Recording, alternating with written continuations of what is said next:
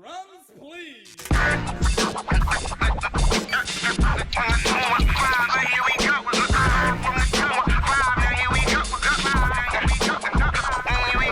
Hey everybody, c.note here and welcome to DOPEamine, the show that is all about mental health empowerment and enabling you to unlock to your potential.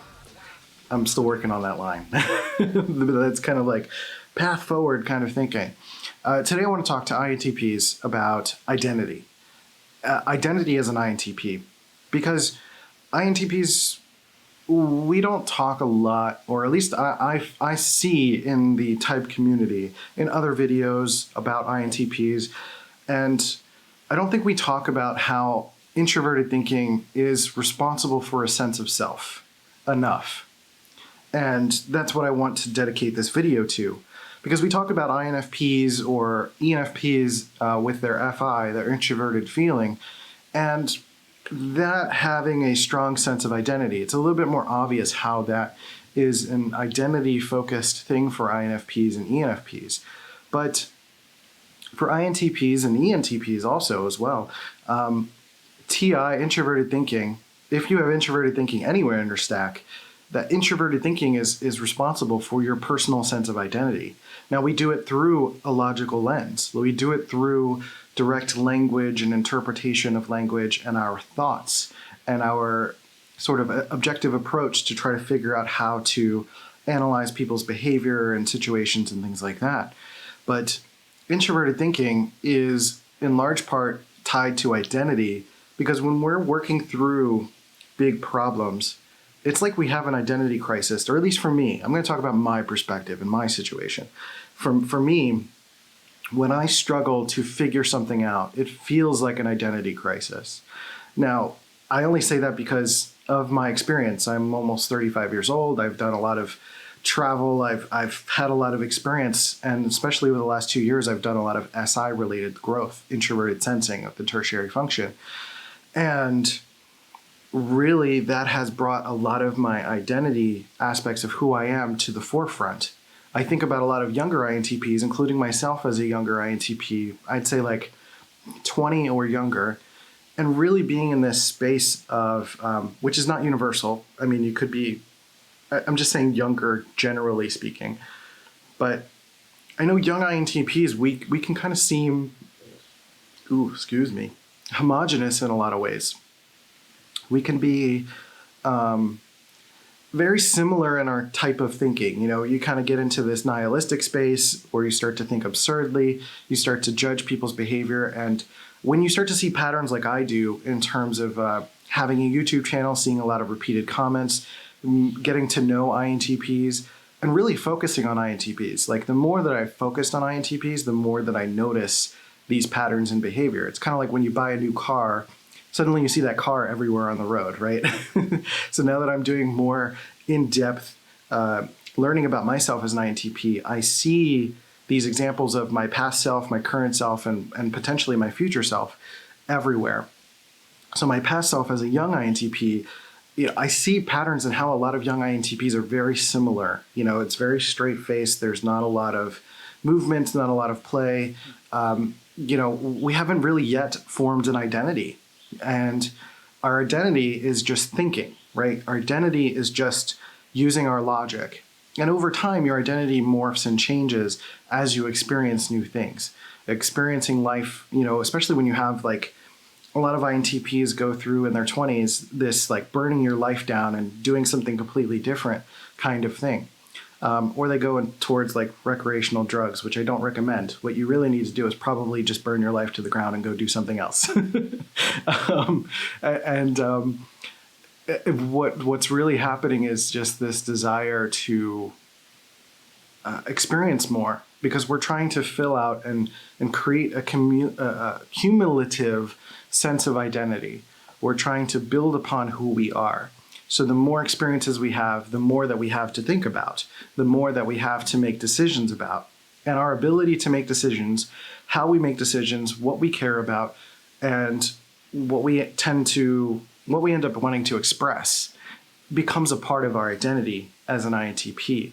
So you start to change over time from being just a confrontational, introverted thinker which some of that confrontation is trying to like figure out and get feedback to figure out who you are. Over time, you start to go from confrontational to being more assertive, which is a video I'm going to do in a little bit, probably after I record this one. Being confrontational is really just kind of like testing what you know, right? You're just trying to see like, what do I know compared to what other people know? And am I right? And the more that you figure out that you're right about certain things, like that becomes part of who you are. Those become things that you become confident in. Another way to think about it is with our extroverted intuition, our dominant learning style, which is our secondary function, it's about pattern recognition, going and experiencing things and trying new things and just kind of like putting yourself into the unexpected. And those are very wide, short-term things. Like it's kind of being pulled by the wind and just see what happens. Over time, you start to accumulate more long-term storage. So your extroverted intuition is more like short-term storage. It's more like short-term experiences. It's like just being improvisational and having fun and letting go.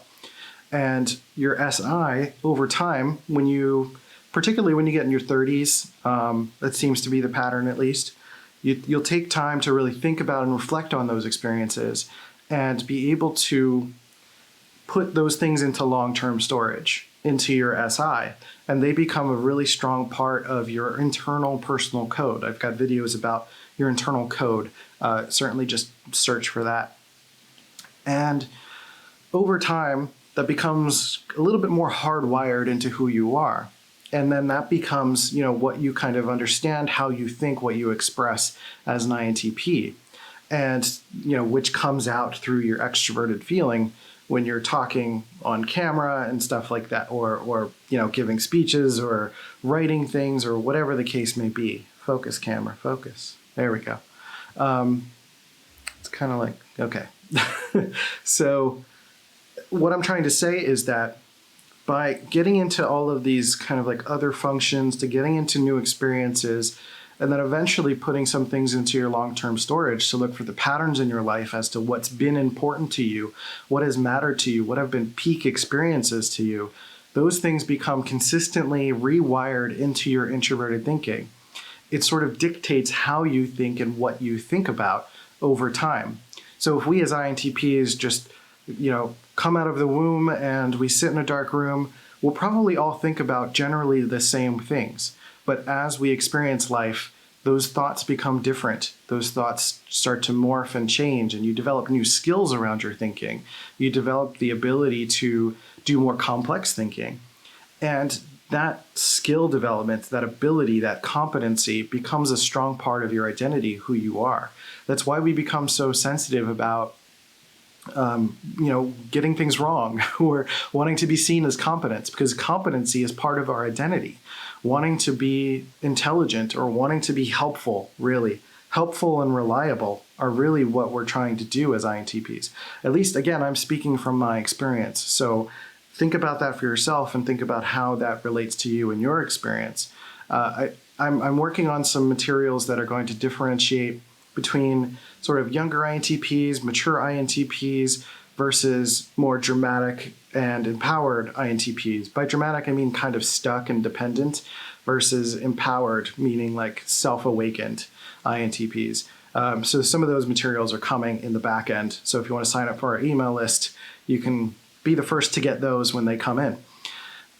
So really when it comes to identity, and I'm still working on a lot of ways to express this identity part of things, but I know like with this channel, for example, I was trying to think of how to go forward. I was feeling stuck. I was feeling like I'm not really getting the feedback that I want. Things that I'm trying to sell are not really selling. So it really comes into question my own competency. Like, is what I'm doing making sense? And working through that and gathering new information, looking for patterns and putting that into my long-term storage, and then rethinking about it all. And now I'm outputting. The last video I put out was just kind of a recalibration for myself and for you guys. That's really just an identity shift. I made a joke on Twitter that every time I go through an identity crisis, my bio changes. my bio on Twitter changes, basically.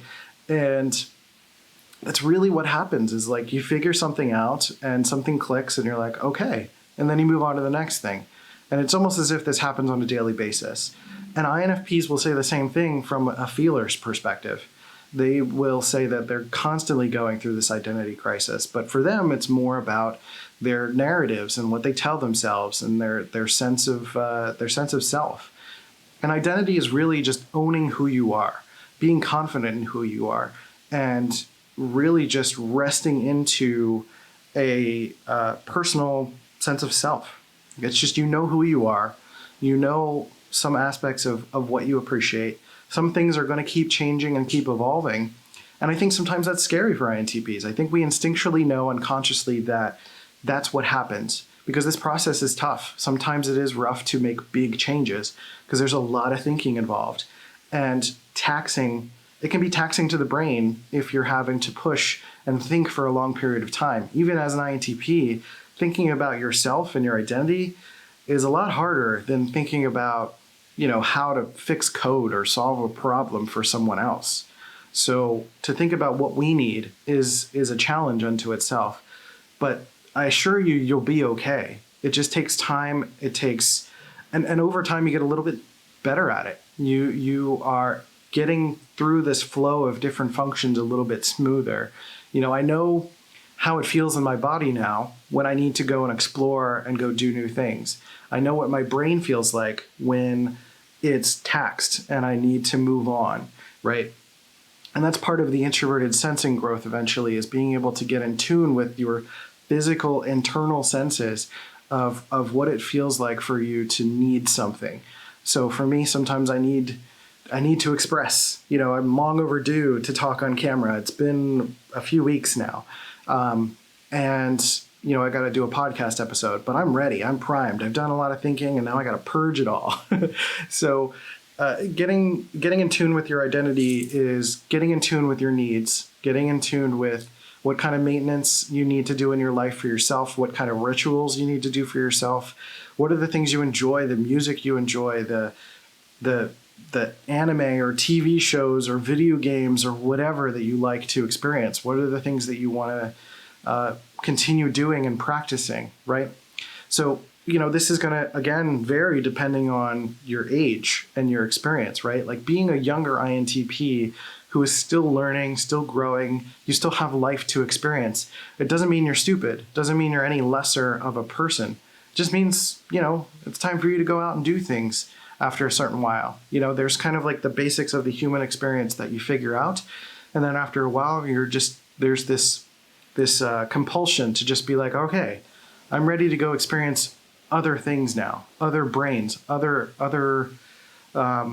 external circumstances, things that I don't have control over and that I can experience, and then I can have thoughts about those new things. And you kind of get into this flow of that cycle, right? Go do a new thing, have thoughts about the new things. Go do a new thing, have thoughts about the new things. And then having done that like 10 times, you can use your SI to go back and say like, okay, what are some of the patterns in those 10 things that I did that I really, really enjoyed? And that becomes a part of who I am. And then I can start to take that with my introverted thinking and start to go forward. So I talk about introverted thinking being about identity, but SI is a big part of it too. Like the things that you enjoy over time are a big part of who you are as well. Like I'm from Philly. That's a part of who I am as a person. Like I grew up watching Ninja Turtles and playing certain video games and stuff like that. Like if you're younger, Gen Z, you're going to be growing up with different things. If you're Gen X, you're going to have different things that you grew up with and appreciated, right? So there are things that as I grow up and change and evolve as an INTP, I'm both fascinated by the things that I become and the things that haven't really changed. There are aspects of me that still are very INTP, but there are things that I kind of grow and change from, being able to talk on camera more comfortably. That's why a lot of INTPs are like, you're an ENFJ or you're an ESFJ or you're an INFJ. And I'm like, I'm none of those things. I'm an INTP. I just have been through some shit. So that's really the difference. And that's okay. That doesn't mean you need to rush as an INTP to go burn your life down. This is not about optimizing who you are in a single swoop. There is no magic pill. This is a matter of of gaining experience over time, slowly and steadily. Build rituals, enjoy your life, find new things to think about. Not just in books, but in life experience. There's so much that life and people and experiences can teach you. Just take baby steps. It's like dipping your toe in the pool, and then after a while, your foot gets comfortable, and then you can put the other foot in, and then you start to slowly get into the pool. And then before you know it, you're jumping in, and it's easy. So it's just practice, and it doesn't make you stupid that you can't just jump in. Like, it takes time, and that's okay. It took me 30 years to be able to talk on camera like this. So I don't think about that too much. I just keep going. It's all about going forward, right? So there's so much more that I could talk about this. If you have any questions related to identity and INTPs, leave them in the comments below, or any requests for future videos and content, anything that's more advice driven, something that you may be struggling with, or something you figured out yourself that could be useful for other INTPs, I would love for us to start that discussion in the comments below. So for some of the more serious INTPs who want to learn how to deep dive into who you are as an INTP and excel and be better than you were yesterday, I want you to go into the comments. There is the mailing list, and you can sign up for that. We've got deeper knowledge. We've got other ways that you can learn and grow as an INTP. Like I mentioned with the young, mature, drama-empowered thing, that's going to be coming as well. I've got my explainers up for you. I've got my Q&A book available for you. That's all stuff that you can get in the back end by signing. You can get in the back end. I probably shouldn't say it that way. That you can get in our mailing list by signing up below. There's the link there. Go do that thing. So all of that said, I appreciate you guys. Let me know who you are. I want to know little things that make you unique as an INTP. Where are you from? What do you like? What are your favorite foods? What's your favorite color? Where do you like to go when you want to just travel aimlessly? Where's your favorite place that you've been? What's your favorite video game? Stuff like that. I want to know a little bit more about you to get to know how I can serve you a little bit more directly as an INTP. So with all that said, take care of yourselves and each other. DOPEamine.life is where you can find the podcast, articles, and all that fun stuff, and take our personality test to confirm that you're an INTP, or send someone you love over to the test to confirm their personality type, and then you guys can have something to talk about. Especially if you're trying to woo someone. That's a fun conversation. Anyway, that's it. Take care of yourselves and each other, and I'll catch you next time on DOPEamine. See ya.